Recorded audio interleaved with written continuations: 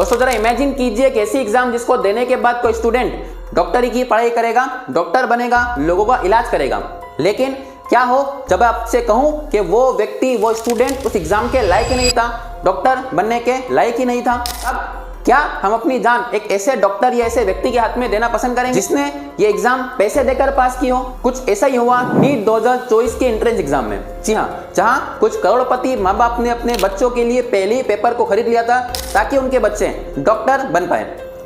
पुणे के Porsche case की तरह यहाँ भी ये सिद्ध होता है कि अगर इस देश में आपके पास पैसा है तो आप कुछ भी, लिटरली इस देश में कुछ भी कर सकते हैं। इस खबर के आने के बाद देश के काफी सारे बच्चों ने आत्महत्या कर ली है और कुछ बच्चे आत्महत्या करने की कगार पर हैं। आखिर क्या है नीट 2024 का स्कैम?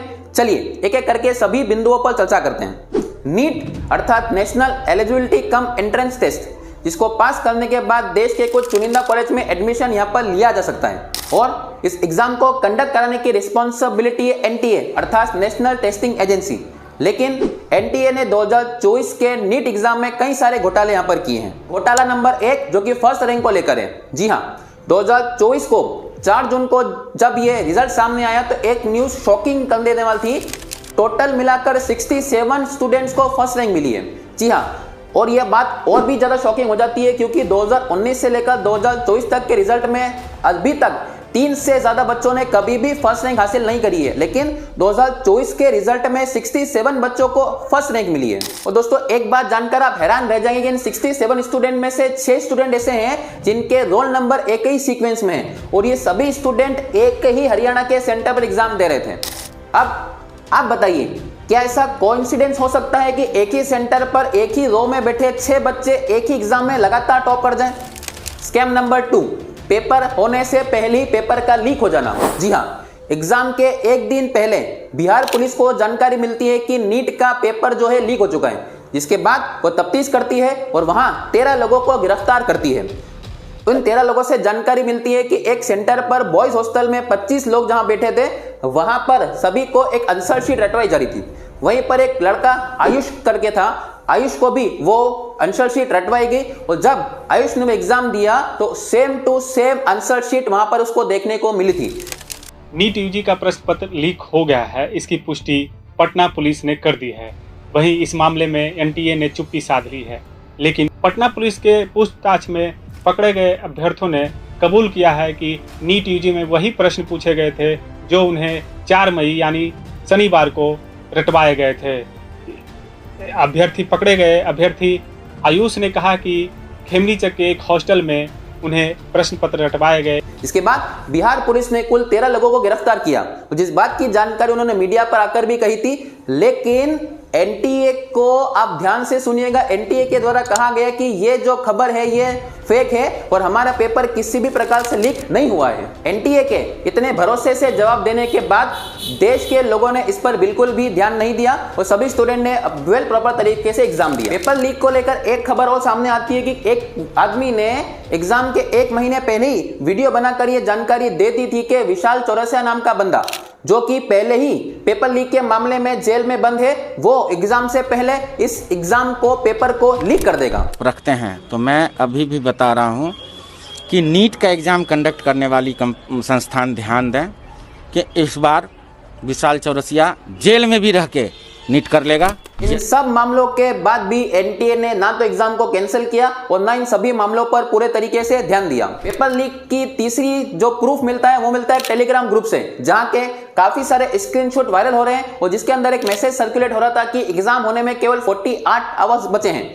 अगर आप पेपर लेना चाहते हैं तो आप हमसे 30,000 रुपए पर सब्जेक्ट के हिसाब से कोई भी पेपर यहाँ पर ले सकते हैं। दोस्तों अब जरा अंदाजा लगाइए कि वो स्टूडेंट जिसने साल भर पूरी मेहनत से अपनी एग्जाम के लिए प्रिपरेशन की होगी और पहले ही कुछ लोगों को पैसे देकर पेपर मिल गया, तो आप दोनों को आप एक ही तराजू में नहीं तोल सकते हैं। नीट 2023 में स्कैम नंबर 3 देखने को मिला नंबर सिस्टम से। जी हाँ, एग्जाम में कुछ स्टूडेंट्स के 719 तथा 718 मार्क्स आए हैं, जो कि टेक्निकली पॉसिबल नहीं है। चलिए इसको मैं आपको बड़े आसान शब्दों में समझाता हूं। नीट एग्जाम में कुल मिलाकर 180 क्वेश्चन यानी कि 180 क्वेश्चन आते हैं। पर क्वेश्चन का जो मार्क्स है वो 4 मार्क्स का होता है। इसका मतलब जो टोटल मार्क्स है वो 720 मार्क्स होते हैं। अगर आप एक क्वेश्चन गलत करते हैं तो एक क्वेश्चन की आपकी माइनस मार्किंग रहेगी और एक क्वेश्चन सही होने पर आपको 4 मार्क्स मिलेंगे।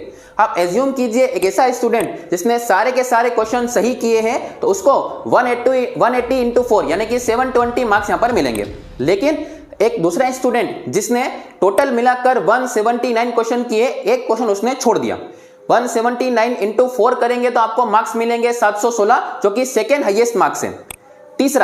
एक तीसरा स्टूडेंट जिसने 179 क्वेश्चन अटेंड किए हैं, वहीं एक क्वेश्चन गलत किया है तो उसके 179 क्वेश्चन के आएंगे 716 मार्क्स, वहीं एक गलत करने का 1 मार्क्स कटेगा यानी कि 715।